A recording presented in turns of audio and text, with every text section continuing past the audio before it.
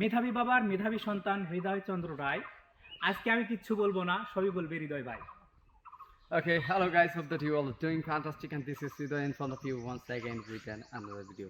So guys, the brother has come from Daudpur to meet with me, and I'm very proud, I'm over the moon, I'm very excited to watch them actually, that they have come from a long distance. Daudpur is too much distance full area from Bochaganj actually. It's about 110 kilometers.